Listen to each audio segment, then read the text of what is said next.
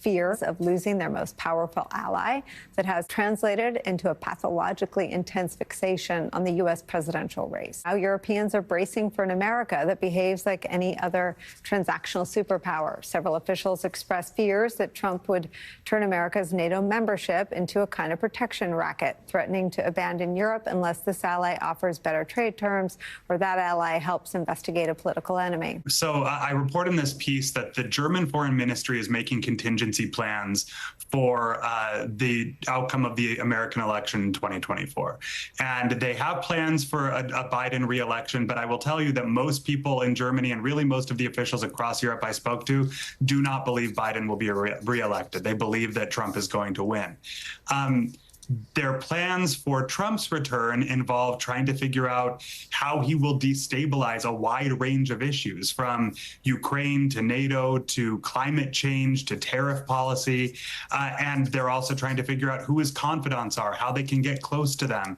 But this is what's really striking to me. They're also making plans for a third scenario in which basically there's a sustained period of uncertainty about the outcome of the election, accompanied potentially by widespread political violence in the U.S. And their fear is that in such a moment of vulnerability, that would be when Vladimir Putin or some other adversary decides to roll the dice and attack NATO or, do something really provocative because they believe that America would be paralyzed.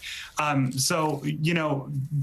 you step back and think about the fact that we have allies in Europe who are now drawing up contingency plans for basically a democratic collapse in the United States, that should be really sobering for people who believe in America as an aspirational democracy, regardless of what party they're in.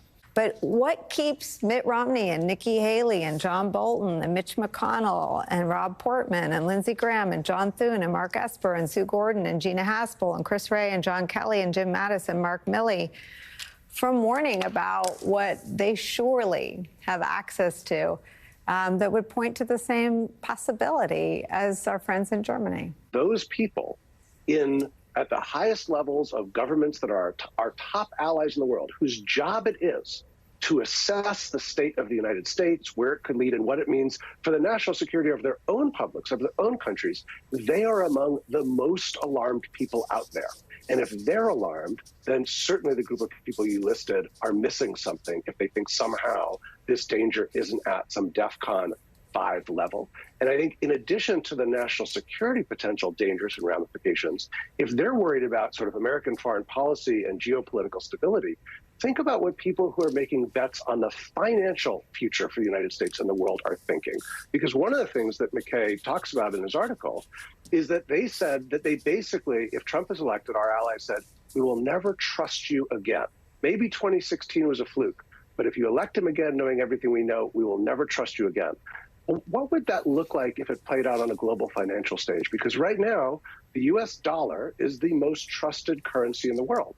And American power, economic and otherwise, stems heavily from that fact.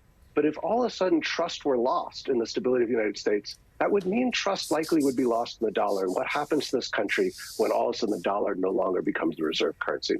The second thing I think that is standing in the way of that group of people you listed is they are seemingly incapable of organizing amongst themselves. What we have seen over the last 8 years is every one of those people individually has stood up at some point in time bravely and to their credit, courageously, and called out what's going on. But they've done it as solo kamikaze pilots, and as a result, they've ended up crashing themselves in the process. We have not seen any sort of unified campaign from them. And Mitt Romney's right. Probably on his own, he's not going to affect the GOP base. But if all those people organized and provided space for others to organize with them, that's how you do politics. That's how you change minds. And it's amazing that all those people who spend a career in politics can't figure out how to do that.